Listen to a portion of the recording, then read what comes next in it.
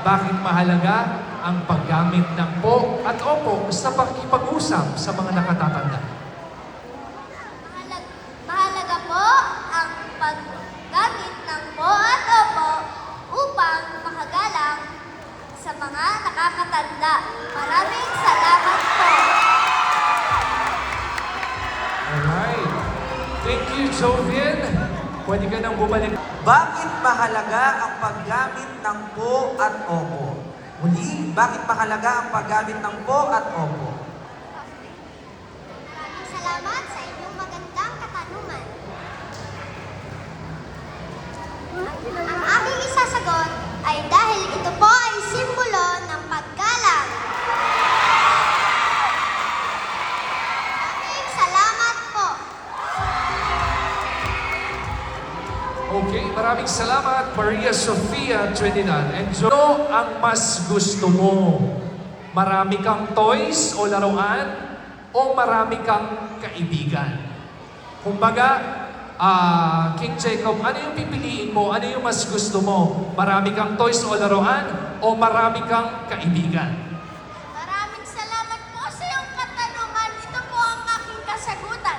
Ang aking pipiliin ay madaming kaibigan. Kasi po ang laruan hindi po siya nagsasalita. Pero po ang kaibigan nagsasalita.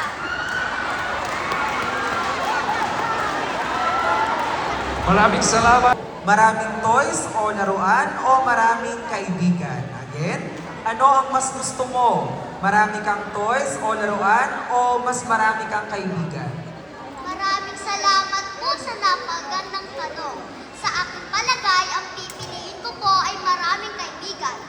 Dahil gusto ko po may kalaro po ako at masaya po ako lagi. And I thank you! Maraming salamat. So, sa school at makinig sa iyong mga teachers o guro. Again, Arce, bakit ba mahalaga ang pumasok sa school at makinig sa iyong mga teachers? Dahil po mahalagang pumasok sa school, para po may matutunan po tayo. Para po may matutunan po tayo na magandang asal.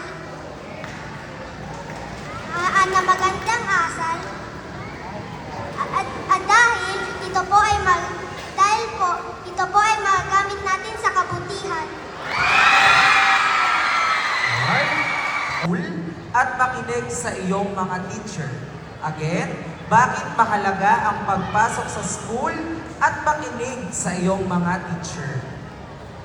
Kailangan po natin makinig sa teacher dahil po para po may matutunan tayo sa school. Pumupunta po tayo sa eskwelahan para mag-aral, hindi po para maglaro. And I'm thankful. Maraming salamat, Ara, Aries, and Number 10! King Jacob Medina and Mr. Jay Concepcion.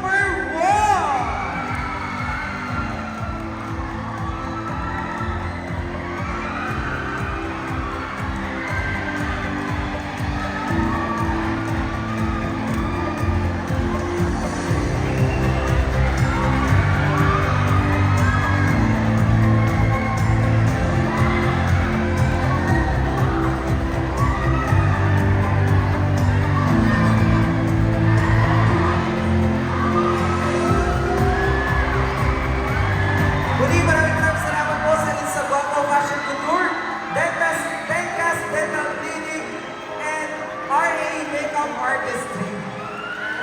Congratulations to our new Little Mr. and Miss Carmona 2026. Maraming salamat sa inyong pinamalas na husay at galing.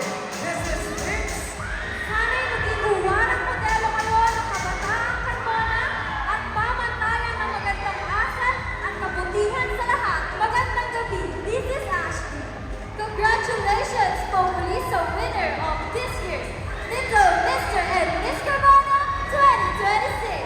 Maraming salamat sa panonood, mapa-online or dito mismo sa ating Carmona Plaza. This is Boynet. Rising together for a stronger Carmona. Maraming salamat sa pagsama sa amin sa makabuluhan at makulay na celebration ng City of Carmona. Araw natin to! This is Tito and this has been Little